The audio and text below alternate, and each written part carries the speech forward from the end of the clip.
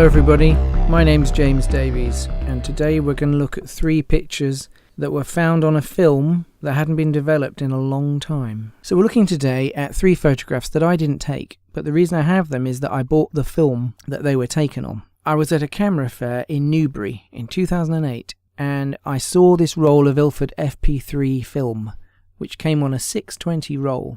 So 620 film is the same as 120 film, which is medium format camera film on a roll. The thing about 620 film is that the spool that it comes on is quite a bit smaller than a 120 film, with the result that you can't put 120 film easily into a 620 camera. Even though the actual film is the same size, the spool that it's on has a wider diameter and the spools are slightly longer. And I mean really slightly longer, we're talking 0.5 millimeter perhaps. Now I'd got a really nice medium format camera that you took 620 film, and I managed to buy some online where somebody had taken an existing 120 reel and had shaved down the spool because it was plastic. They'd sanded it down and clipped off the edges so that it fitted in. But I was really keen to get a 620 spool for myself so that I could take existing 120 film and roll it onto this spool myself. And that way I could have one spool for supply and one spool for take-up, and I could use the nice camera. But of course, I had experience of developing these kind of films myself. I'd got all the stuff to do at home.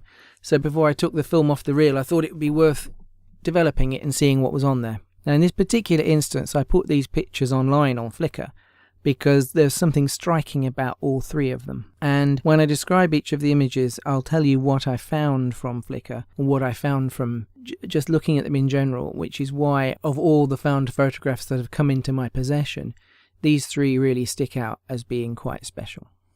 So this first image that we're looking at from the film shows some sort of town by the water. So when I first saw this picture, that was all I could tell. You can see that there's at least 3 sort of rows of houses. There's some type of water, a river or something, and there are little boats in there.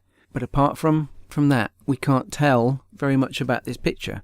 Now, the very obvious thing that you can see is these white areas on the film, particularly at the bottom of the image. These are light leaks. So what happened to the film between it being manufactured and me developing it was that in its various stages of being stored and handled, light has managed to get onto the film between where the film is rolled up and the edge of the reel. So in these white areas, the light has bled in and any of the image that's underneath it can't be seen. It's overexposed the image and bleached it out. There are also little flecks and dots, black and white ones, which are some kind of particles on the film. They also could be areas where the emulsion was damaged. And you can also see on the left-hand side some fingerprint marks, which I suspect are mine.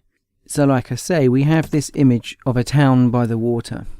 If you zoom into the image, which I'm going to try to do here, the only information that's in the image beyond the buildings are these words Lampshire Nancollas on a building.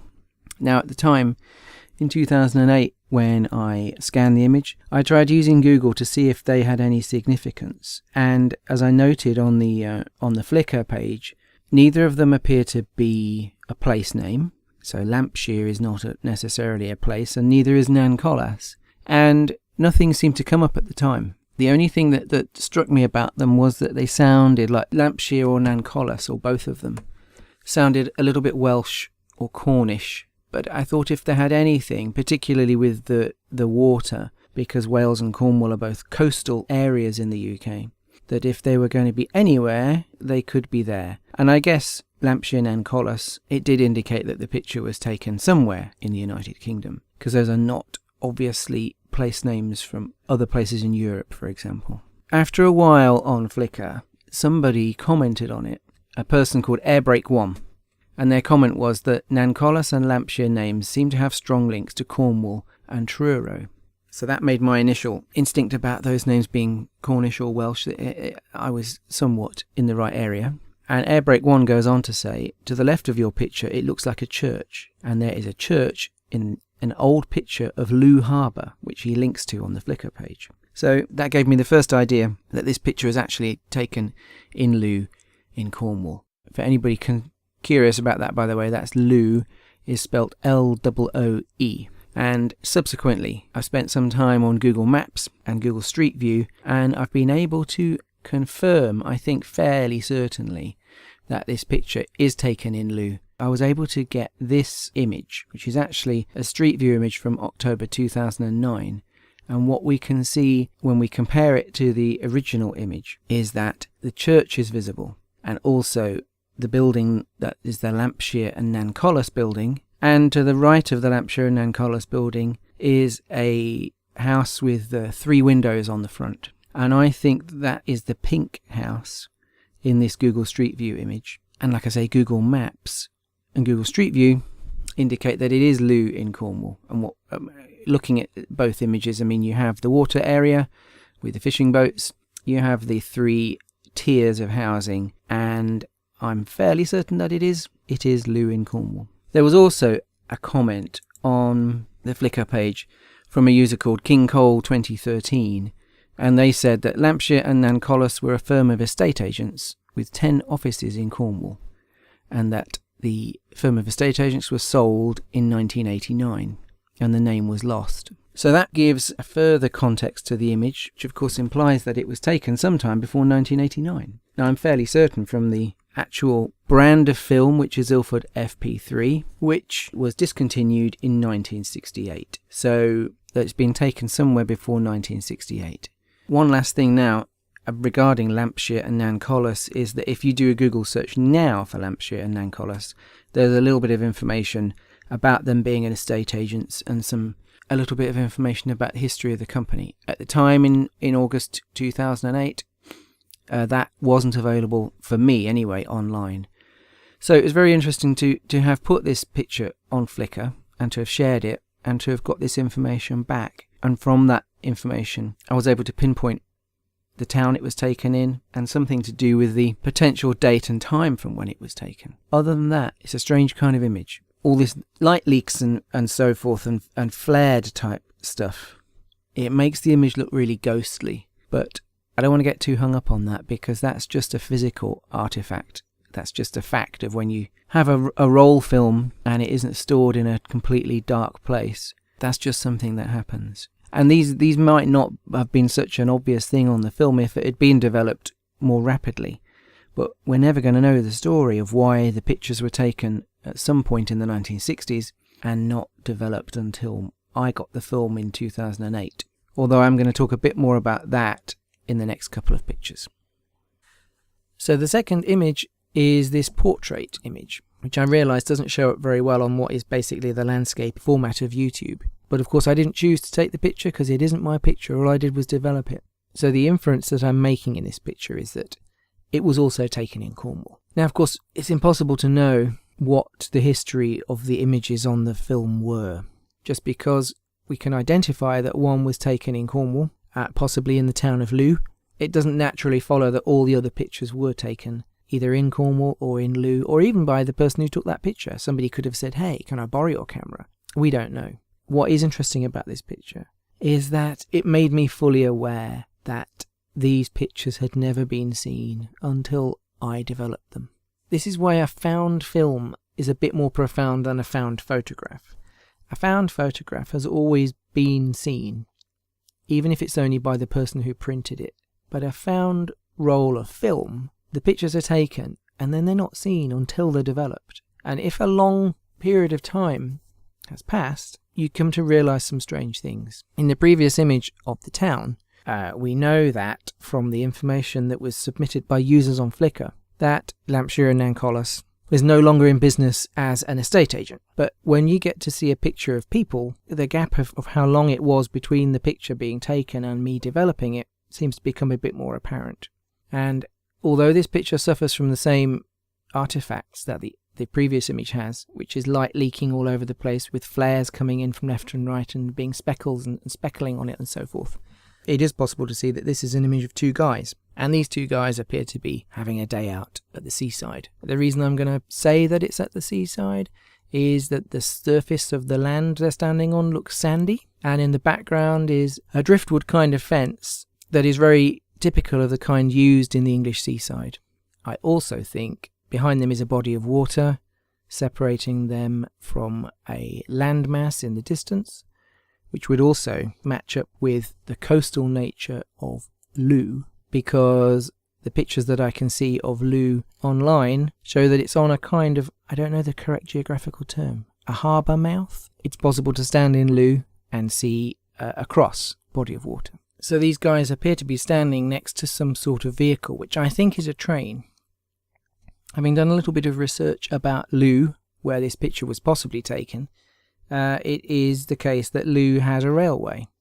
It wasn't part of what happened to most of the railways in the UK in the 1960s, when a lot of little railway lines and smaller things were closed in an attempt to reorganise the railway lines. It turns out that in Looe this wasn't the case. They kept the railway line going. But nevertheless, it's a little bit of evidence that possibly this is taken in the same place as the previous picture, and it's just a slightly different location. But again, what is apparent is that there are two guys here. And this is where the notion that this picture, it suddenly hit me that this picture hasn't been seen since it was taken. We can't really see the face of the chap on the left because of the damage that's taken place to the negative. But the guy on the right is posing. It's apparent that they both know that they're having their photograph taken. And he's possibly even pointing at the camera as if to indicate that he knows who the photographer is. And he may well have said to him, "What happened to that picture you took?" And the person who took the picture said, "I haven't got the film developed yet." And they never got it developed. Something happened to the film. I don't know what did happen to the film, but it eventually ended up in a camera fair in Newbury in 2008, and I bought it for £1 so that I could use the reel. And in 2008, I developed the film, and suddenly the picture existed. And I know nothing of the two guys in the picture, other than they will now be very old, and possibly not even alive anymore. It's very unlikely that they will get to see this picture, because I will not be able to track down who they are or get in touch with them. So there's something quite profound about that, particularly today in the digital age where photography is totally instant. You take the picture and you just turn the camera around and you show it to the person on the screen. I'm now in possession of this image which hadn't been seen since it was taken. And one can only imagine all the things that have happened to the two guys and the photographer in the time being that it was taken. They stood there for a moment and decided to record it moment in time.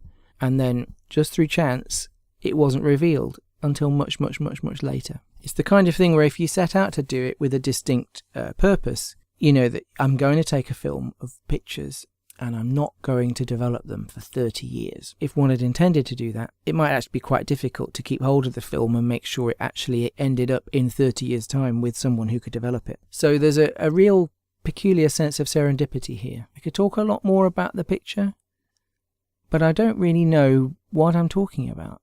Only that, like I say, the two guys look as though they're having a laugh. I like to think it's something like a Sunday afternoon, but I don't know. It could be any day of the week. I'm fascinated by what the guy on the right is doing with his left hand. Maybe he isn't pointing. It looks like maybe he's gesticulating that he wants a pint of beer in a pint with a handle. I don't know. I'm also not particularly well versed in men's fashions to be able to say with any certainty when it was taken, other than in looking at pictures from my own family's archives, that perhaps the fact that the guy on the right is wearing a jumper and sandals is that we might be talking about the 1960s, at some point in that decade that this picture was taken. I could ponder and ponder further things about this image. Perhaps if you've got something to say, you want to leave it in the comments. But I think now it's time to look at the third and final image from this set. So this is the really spooky one, and it's actually, I don't know if spooky is the right thing to say. I think it's a really amazing picture. I don't think it was ever meant to be quite this amazing. Number one, it's amazing just because it exists in the first place. As I mentioned with the previous picture, these were not seen until I developed them. So the fact that this has survived throughout all these ravages of time is in itself a wonderful thing. And despite having all of the things wrong with it that the others have, such as the light leaks and the spots and the so forth, we can still see that there are two females in this image that's taken in the garden of a house. Absolutely nothing in the picture gives it any geographical significance, but I think it's taken in the UK, and I'd like to think simply just because that it's in Cornwall. The roof line that you can see in the background to me looks like post-war UK housing. And there are some features in the garden. There's some sort of fence going on the right-hand side of things, and it's a very British-looking garden. But you may notice that I said there's 2 females in this picture, and we can see 4 people. So I should point out, and you can see it here, there's another frame on this film which shows the 2 people without a double exposure. So that's how I know that this is a double exposure, showing 4 people, but actually there's only 2 of them, which is not difficult to do on cameras. The type of camera that would have taken this picture, which would have been a medium format, probably a box camera. Those kind of cameras don't have any mechanism in them to stop you doing a double exposure. So normally on a 35mm camera that we're familiar with, you take one picture, you have to wind the film on before the shutter will cock and let you take the next picture. But on a box camera, you had to do that yourself. You had to be sure that you'd taken the picture and make sure you rolled the film onto the next one. Otherwise, you would get a double exposure. And definitely if you do something, you absent-minded, or you get talking to the person you're taking a picture of or something, it's easy to think or to not be sure if you took the picture or not. So we have a double exposure, but it looks like only the people are part of this double exposure. So what we have is an older lady and a young girl, and they're standing so that the older lady is behind the young girl and is holding her by the arms in what I like to think of as an affectionate pose. It could be a mum and her daughter, it could be an older sister or an auntie and a niece or a little sister. But what I find interesting about this is just this amazingness of the photograph. So you have a double exposure, which I'm going to say is accidental, but only the people are double exposed. The house and the plants seem to be still, which leads me to think that the camera was on a tripod, so that when they were taking the picture, it didn't move. There doesn't appear to be any blurring or anything like that, only that the people moved. And again, it's this thing of they didn't see the picture. So even if they did this deliberately, if they said, you know what, if you take the picture there and you move 2 steps back and 2 steps to the right and we take the picture again, you'll come out in this cool kind of diamond arrangement. Even if that was the case, they never saw it, and nobody saw it until I developed it. And again, the first thing that came to mind when I developed it was, these people will be old now, and very possibly they may even, they may not be alive. So this moment that they decided to share and or capture on film with the intention of sharing through a print, it happened, but it didn't happen the way they intended it to. If this was a picture taken, to send to a relative or something, they never got to see it. If it was a picture to commemorate a particular moment, the moment has been lost in time. And finally, of course, if it was a picture that was intended to look proper, as it were, it doesn't, because there's this weird double exposure going on. I know it looks spooky, it looks ghost-like, all this,